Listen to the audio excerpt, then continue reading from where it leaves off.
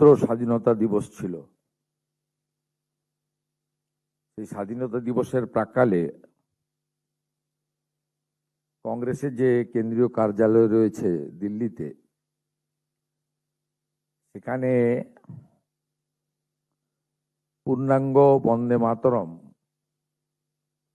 যখন গাওয়া হচ্ছিল, তখন কংগ্রেসের যিনি প্রকৃতপক্ষে মালিক, শ্রীমতী সোনিয়া গান্ধী, তিনি পূর্ণাঙ্গ বন্দে মাতরম গাওয়ার ক্ষেত্রে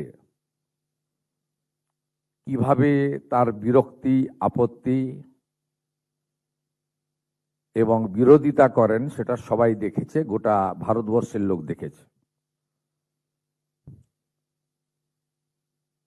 কংগ্রেসের কোনো নেতা তাদের মালকিনকে বাঁচানোর জন্য অনেক রকমের চেষ্টা করলেও বাস্তবে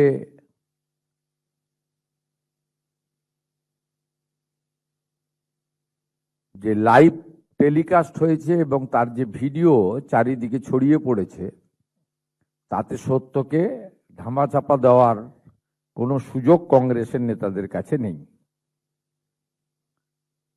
বন্দে মাতরম তার সার্ধশতবর্ষ চলছে। গোটা ভারতবর্ষ জুড়ে পূর্ণাঙ্গ বন্দে মাতরম তাকে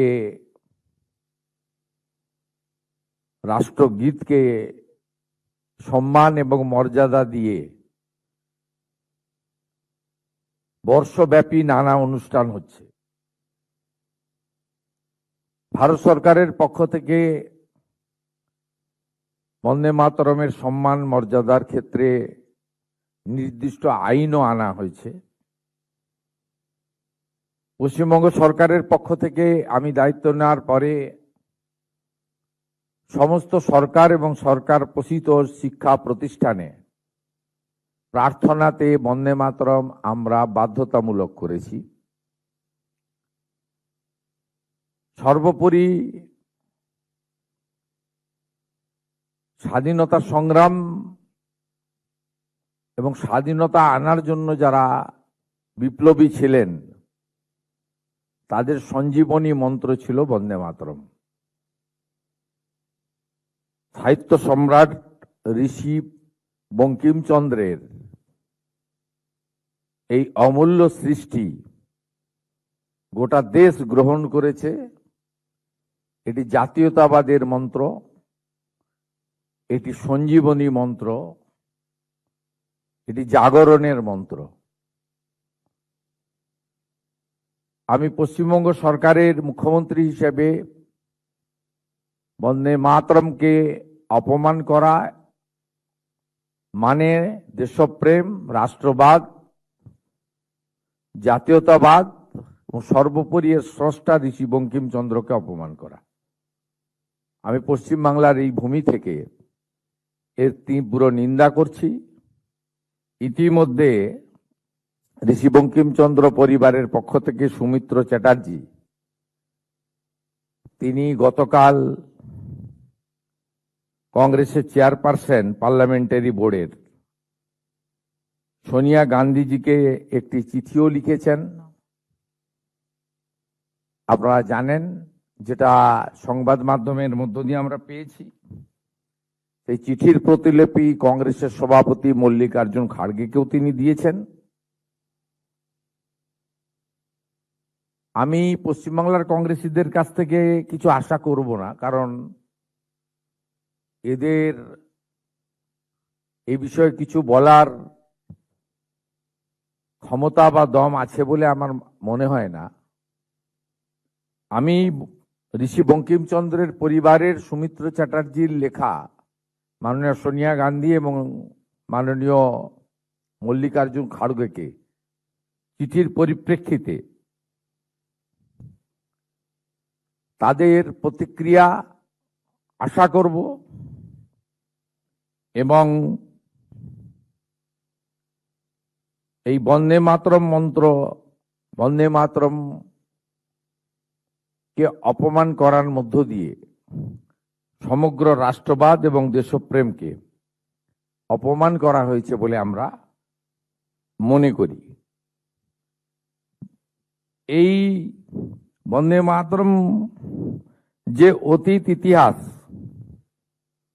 ভারতীয় জাতীয়তাবাদের চেতনাকে যেমন নতুন ভাষা দিয়েছিল, সাথে সাথে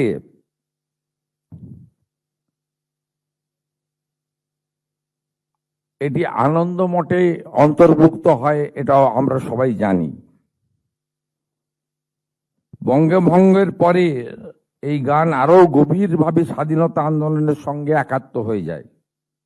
বিপিনচন্দ্র পাল লিখেছিলেন যে স্বদেশী বয়কট এবং বন্দে মাতরম, স্বদেশী বয়কট এবং বন্দে মাতরম এই তিনটি শব্দই হয়ে উঠেছিল ভারতীয় স্বাধীনতা আন্দোলনের প্রাণবন্ত সমর্থক।